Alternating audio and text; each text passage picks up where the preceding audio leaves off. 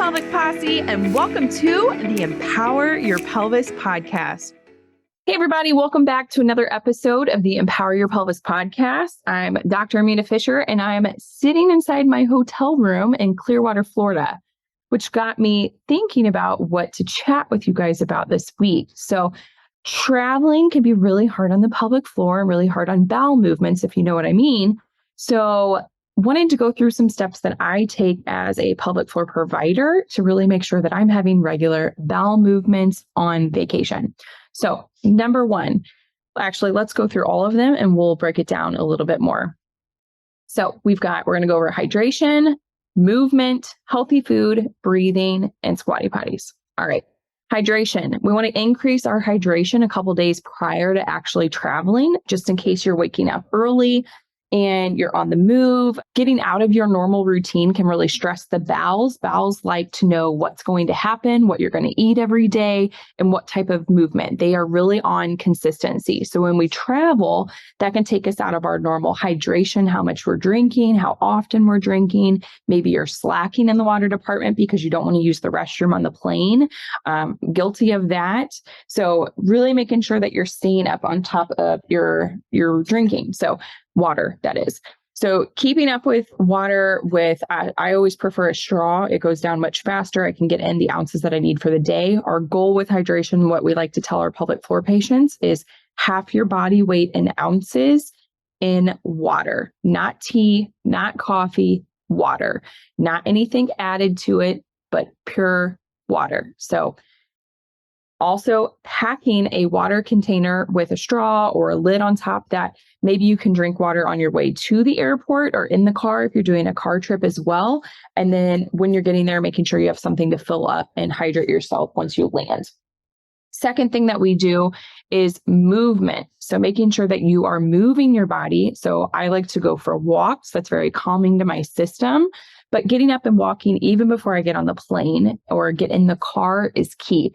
So for me, I'll get up as early as 4:30, 5 o'clock, make sure I get at least a mile in or at least 20 minutes even of some type of movement.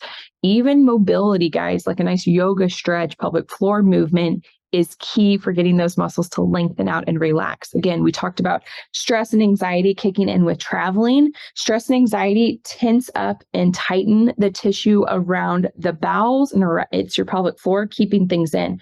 Those muscles have to relax to allow stool or fluid to move out. When we have a high tone pelvic floor, stuff's not going to be moving around because it doesn't have movement to do so. It doesn't have the stretch capacity. When those muscles are more tight too, you might find that you have a little bit more bladder urgency. Those muscles are squeezing around the bladder. The bladder doesn't feel like it can fill up as much, which can give us that need of gotta go feeling more often. So doing a little pelvic floor yoga mobility with walking or without walking is huge.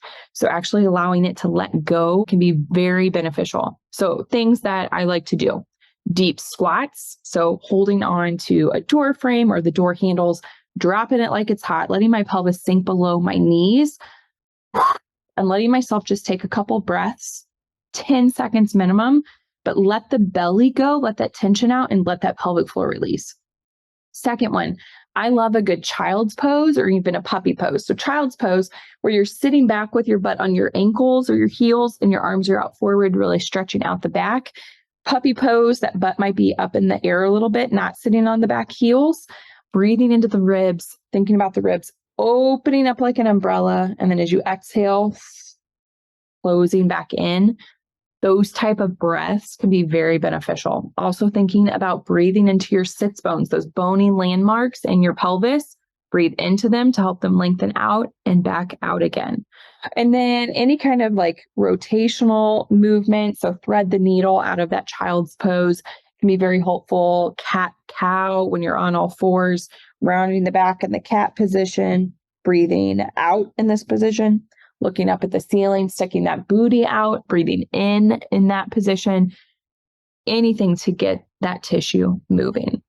Walking when you get someplace, or if you're on a flight that has a layover or you're stopped in another airport, walking the airport too, guys, can be very beneficial and get your steps in for the day, but also can keep things moving. All right. Next one, healthy food. Any processed food, packaged food can be hard on the body and hard on the gut. So really thinking, how can I get fiber in or natural healthy food while we're traveling? If you see the option to grab a fruit cup at the airport or some bananas, carrots and dip, I even saw hard-boiled eggs. Like those are all healthier options than going for a bag of chips. And that can help keep your body on that natural rhythm, especially if you are usually eating healthier. And then when you travel, it's like you have to have packaged foods. One thing I did too, like I pack my snacks if I can prior to the trip. So I've got pumpkin seeds in my bag. That's great for my hormones, great for zinc for the immunity piece of it. I do have beef sticks. Those are packaged, but it's a high quality meat because I know I need my protein or I'm going to feel off. I have little applesauce, little kids applesauce things, some with cinnamon, some with not. Those are great for help keeping bowel regularity as well. What else do I? Oh, and then I have like my supplements like magnesium to help me sleep and to help with bowel movement. So those are just some examples to help you out. And then apples, because those are easy to carry as well. Some people will carry the little pouches of peanut butter or nut butter. You could do that too. And then breathing techniques. So when you get on the plane, when you're getting ready to board, when you're driving, even taking time to just breathe 3 to 5 times. That's it. Breathing into those ribs for 4 seconds. Breathe in. 1, 2, 3, 4. Hold that breath. 1, 2, 3, 4. Exhale. 1, 2, 3, 4. Hold it. 1, 2, 3, 4. Doing that 3 to 5 times. We call that box breathing. That is amazing for the parasympathetic nervous system. So anything to help calm your nerves down and to help with that bowel regularity, that's huge. Because again, stress and anxiety creep up with traveling. We're off our schedule. Things are different. The body's going to feel more tense. Aim for that box breathing to help calm the system back down. And then the last one, travel with a travel squatty potty. It folds up. It's about, 1 inch width in how the height of it, when it folds up, fits into your suitcase, standing up tall or laying flat, even in a backpack. So it can fit in a travel carry-on. And it's amazing to keeping those knees up to let that booty sink. When you're at your hotel room, also practice your mobility. So if you go to sit down on the toilet and nothing's coming, we don't want to bear down to get it out because maybe the consistency of our stool has changed. Maybe it's harder because we're off our normal eating routine. We're not as hydrated. Stretch it out, then go sit back on the toilet and let things fall out. Okay. Again, those pelvic floor muscles have to be relaxed. They have to be lengthened to let stool out. So give it a little help by doing some mobility work ahead of time. All right, guys, thanks for joining in on this week's episode of Empower Your Pelvis Podcast. If you have any questions, please comment below. Please like and subscribe to the show. Greatly appreciate it. And I'll talk to you all soon. If you have any questions on bowel health, we do have an Empower Your Pelvis course that you can do, and it's 4 weeks to really help with that bowel consistency. All right, y'all, take care. Hey, Pelvic Posse. I want to thank you so much for joining into this week's episode of the Empower Your Pelvis Podcast. Can I ask you a couple of favors, please? Number 1, can you like and subscribe to this podcast so that you can continue to empower your pelvis forever so that you will never miss out? Number 2, can you leave us a rating and a review telling them how amazing we are and everything that you have learned about your pelvic health? And then number 3, if you haven't seen the video version of this podcast, you can go over to youtube.com/C/Empower Your Pelvis for all your visual learners out there.